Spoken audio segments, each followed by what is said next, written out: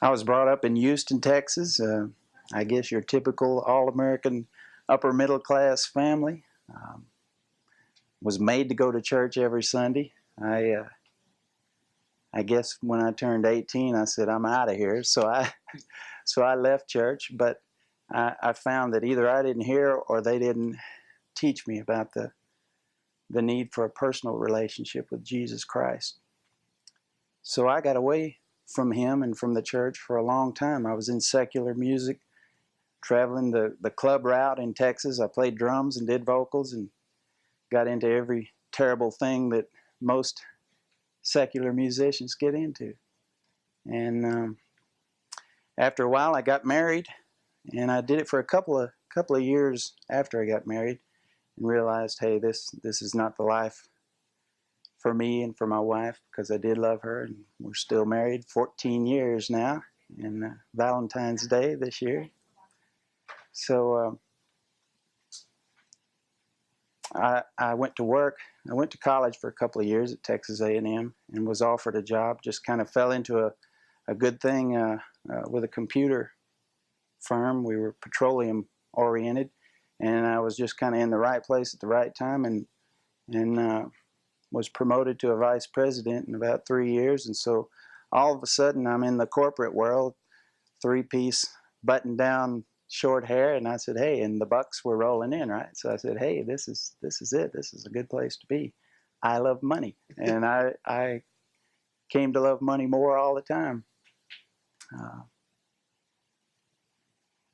I was going out every night doing the clubs with the president of the firm in the name of business, driving our Cadillacs, and I realized after a while, sitting in these bars, all these guys were 40-ish.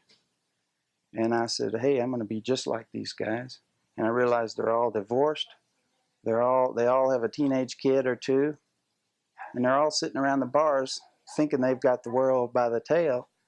And they've really got nothing. They're a bunch of sad guys. And I said, this isn't for me. And I realized now it was at that time the Holy Spirit was drawing me to him, to God. Shortly thereafter, I moved to South Carolina. All the while I'm playing clubs and stuff still at night, doing a folky type thing in Dallas.